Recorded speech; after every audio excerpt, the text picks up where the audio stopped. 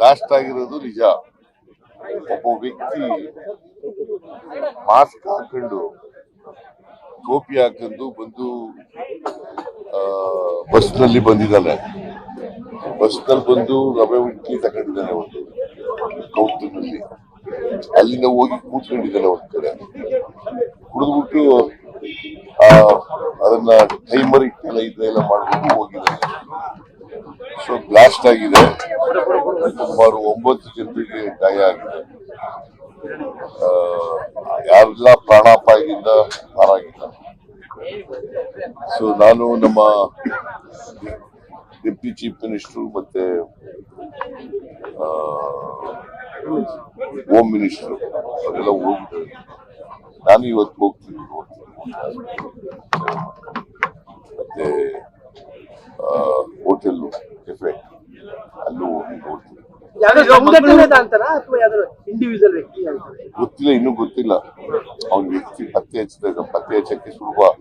ಯಾಕಂದ್ರೆ ಫೋಟೋದಲ್ಲೆಲ್ಲ ಬಂದಿದೆ. ಅವನು ಬಸ್ನಲ್ಲಿ ಹಿಡಿಯೋದು, ತಿಂಡಿ ತಗೊಳ್ಳೋದು, ಟೋಕನ್ ಕೊಟ್ಟು ಆಮೇಲೆ ಎಲ್ಲೋ ಕೂತ್ಕೊಳ್ಳೋದು, ಆಮೇಲೆ ಅಲ್ಲೊಂದು ಬ್ಯಾಗ್ ಇಡೋದು, ಇವೆಲ್ಲ ಬಂದಿದೆ.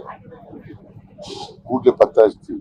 ಈಗ ಮಂಗಳೂರು ಕುಕ್ಕರ್ ಬಾಂಬ್ ಬ್ಲಾಸ್ಟ್ ಇದಕ್ಕೂ ಸಾಮ್ಯತೆ ಇದೆ ಅನ್ನೋ ಒಂದು ಪ್ರಾಥಮಿಕ ವರದಿ ಬಂದಿದೆ ಅಂತ ಹೇಳಿದ್ರು. ಅದ್ರ ಬಗ್ಗೆ ಏನಾದ್ರು ಮಾಹಿತಿ ಸಿಗ್ತಾ? ಕುಕ್ಕರ್ನಲ್ಲಿ ಮಾಡಿದ್ದು ಇದು ಬೇರೆ. ಬಟ್ ಇನ್ವೆಸ್ಟಿಗೇಷನ್ ನಡೀತಾ ಇದೆ ಸೀರಿಯಸ್ ಆಗಿ. ಸರ್, ಬಿಜೆಪಿ ಸೀರಿಯಸ್ ಅಲಿಗೇಷನ್ ಮಾಡಿದೆ. ಅಲ್ಪಸಂಖ್ಯಾತರ ತುಷ್ಟೀಕರಣ ಮಾಡುತ್ತಿದ್ದ ಕಾರಣಕ್ಕೋಸ್ಕರವಾಗಿ ಈ ತರ ಘಟನೆ ನಡೆದಿದೆ. ಬಿಜೆಪಿ ಅವರು ರಾಜಕೀಯವಾಗಿ ಅವ್ರ ಕಾಲದಲ್ಲಿ ಆಗಿದ್ದಲ್ಲ ಬಾಂಬ್ ಬ್ಲಾಸ್ಟ್ ಎಲ್ಲ ಏನಾಗಿತ್ತು ಹಾಗೆ ಆಗ್ಲೂ ಮುಸಲ್ಮಾನರು ತುಷ್ಟೀಕರಣ ಮಾಡ್ತಿದ್ದಾರೆ. ಇಲ್ಲಪ್ಪ, ಈಗ ಮಂಗಳೂರು ಕುಕ್ಕರ್ ಬ್ಲಾಸ್ಟ್ ಆಯ್ತಲ್ಲ, ಆಗೇನ್ ಮಾಡಿದ್ರು? ಹಾಗೂ ತುಷ್ಟೀಕರಣನ ಸುಮ್ಮನೆ ಏನೋ ಹೇಳ್ಬೇಕು.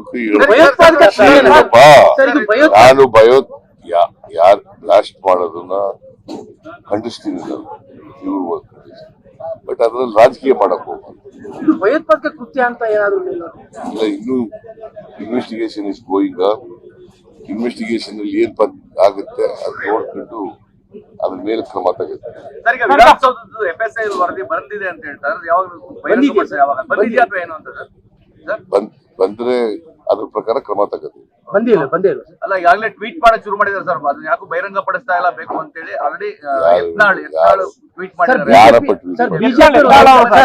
ಸರ್, ಬಿಜೆಪಿ ಒಂದು ಹೇಳ್ತಾ ಇದೆ ಸರ್, FSI ರಿಪೋರ್ಟ್ ಬಂದಿದೆ, ಅದರಲ್ಲಿ ಜಿಂದಾಬಾದ್ ಅಂತ ಕೂಗಿರೋ ಸತ್ಯ ಅಂತ ಗೊತ್ತಾಗಿದೆ, ಅದನ್ನು ತಿರುಚುವ ಪ್ರಯತ್ನವನ್ನ ಸರ್ಕಾರ ಮಾಡ್ತಾ ಇದೆ. ಯಾರನ್ನು ರಕ್ಷಣೆ ಮಾಡೋ ಪ್ರಶ್ನೆನೇ ಇಲ್ಲ. ತಪ್ಪಿತಸ್ಥರಿಗೆ ಶಿಕ್ಷೆ ಮಾಡ್ತಕ್ಕಂಥ